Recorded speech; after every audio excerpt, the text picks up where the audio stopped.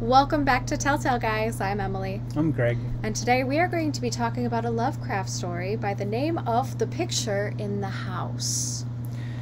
Yes, The Picture in the House is one of his earlier stories. It was published in the National Amateur magazine in spring of 1921.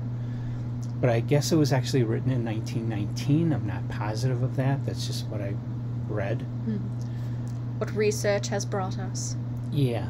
So, one of the distinctive things about this is it's the very first story that mentions Arkham and the Miskatonic River, which are imaginary places somewhere in between Salem and West Massachusetts. In the New England area. Yeah, upper northern area of Massachusetts, northeastern Massachusetts is where it's supposed to be, but they're not actually there. Yeah, they're fictitious, but they are repeating places that a lot of things in the Lovecraft series of work are repeated as fictional places. Yeah, those places would become very important in the Cthulhu mythos, and so this could be considered the very first Cthulhu mythos story. So yeah, let's go into the synopsis. The synopsis of this one is basically a guy is doing some research of genealogies, essentially, in this area. And he heard about some kind of inbred, kind of older generation of people who are kind of in, I guess you would call them hermits, predominantly now. But one day, while he's doing some research and traveling between places, he finds that he is stuck in a very sudden, very harsh storm.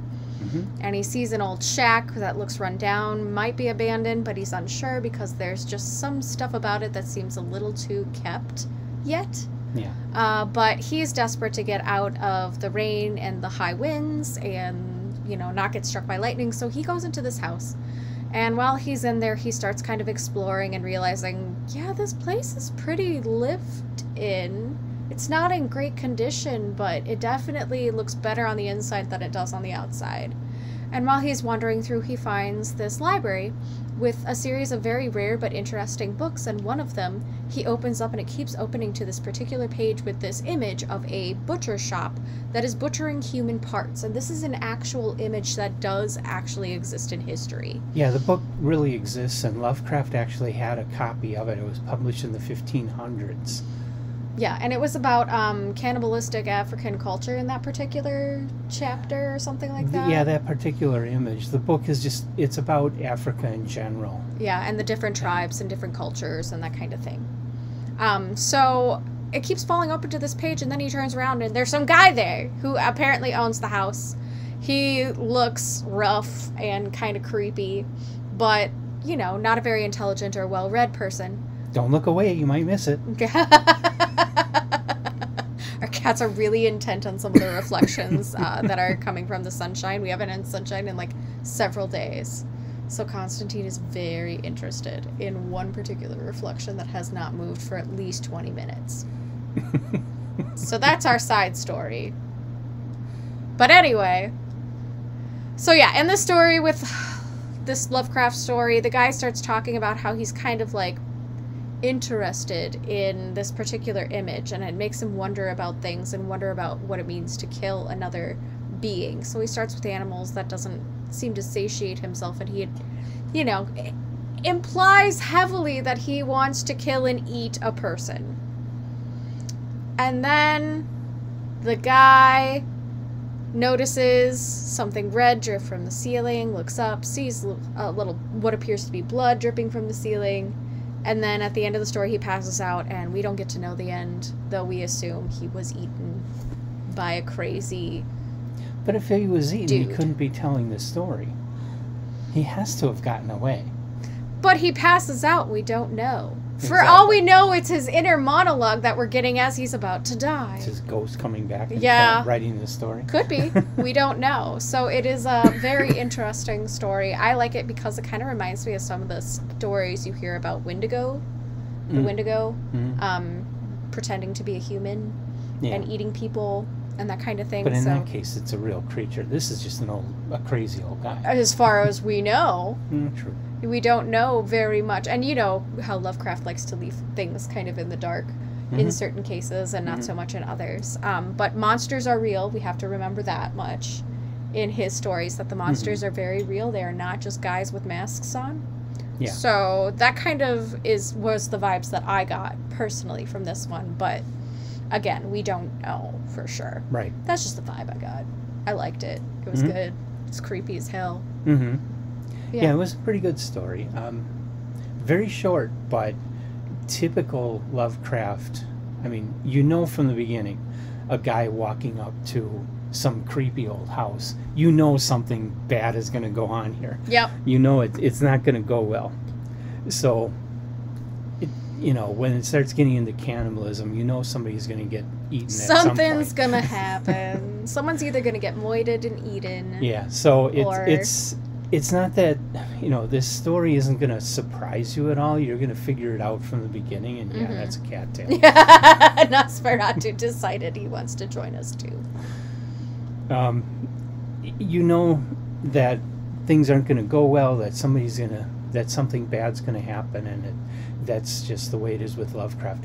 The great thing about reading this story, even though you figure it out from page 1 pretty much, it's the atmosphere, it's the way he tells it, it's the description, it's just the feel of these stories coming through in his writing. That's what makes these things worthwhile. Even when you know the destination, it's the journey that really makes that destination hit right. Exactly. For storytelling. So it is a fantastic, very short but fantastic read.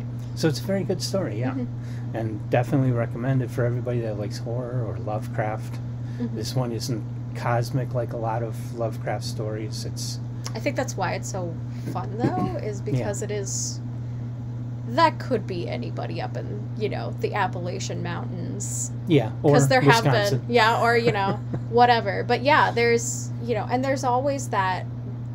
A lot of people say like the Appalachian Trail is one of the like most dangerous trails in the United States to travel, because there are a lot of hill-dwelling people who are nomadic who do weird things. Like you hear about that urban legend all the time, or the myths about it. Yeah, and people go missing all the time on that trail. This story is also something, if you drive around here in Wisconsin in the rural areas, you'll see houses that look like they're broken down, but then you'll notice a newer pickup in the driveway. Yeah. And so you know somebody's living there, and you just think to yourself, who would live in that place? Fix up your house. Yeah. We do have but a lot it is of that occupied. here. You know, but they're not monsters. They're just rednecks. Allegedly. Yeah, well, you don't know. We don't know them personally. We have a higher share here in Wisconsin. Yeah, we have a lot of serial killers per capita compared to other states. Yeah. Which is surprising, because we're quite a small state. You would think like Texas or something would have more, because they're so much bigger. But Texas. Oh, Samantha's telling me, this is January 14th. Samantha's telling me all the stores are cleaned out because everybody's freaking out about the cold. Oh, yeah, because we heard that there's going to be a cold snap. Yeah, my friend was telling me about that, too. It's only going to be 10 degrees down there, and everybody's stocking up like credit it's cards the apocalypse. Ready. So they have their share of crazies. Yeah, they do. But honestly, it's not weather they're used to, so. No, but much like our man on the bicycle trying to find his way out of a storm. Yeah. Yeah. Here it's 4 degrees, and we just had a blizzard. Yeah, so we've got like 10 inches or so. Yeah, we got 10 or more inches of snow on the ground that we all had to clear yesterday, and now it's very cold. Our snowblower broke too. We had to do it by hand. Actually, I made Joe do it by hand. Mine too. The tire is flat. Mine leaked oil everywhere. The entire contents of our oil thing leaked. Ooh. Yeah, so we have. Hopefully, just a line. I'm hoping too, but. I told in fall when I saw it, I told Joe we need to do something about it, and he said I'll do something about it, and he didn't, so he shoveled yesterday. I was like, I told you so. That's a dependable snowblower. Yes, but his back hurts today. Except it only works when you feed it. Yeah, and I did. I actually made him stop halfway through because it took him like 2 hours. Poor guy. It was real deep snow drifts that he was trying to work through, but yeah. Terrible weather.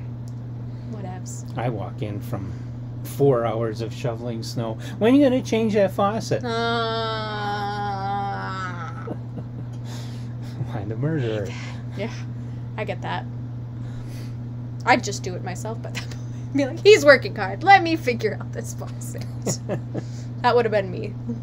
Well, Gail would do that, but she would do it wrong, and a lot of things would go bad, and I'd end up having to do it anyway. That's what YouTube is for. That's the right way to use YouTube.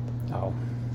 Watching us and trying to figure out how to change a faucet. Yeah, but you also gotta not buy a cheap-ass faucet. Yeah, that's story of our lives. So anyway, yeah, this is recommended story. Yes, definitely recommend it. Really fun read. I wouldn't call it a top tale. I wouldn't say it, no. I kind of wanted Lovecraft more has from done. it.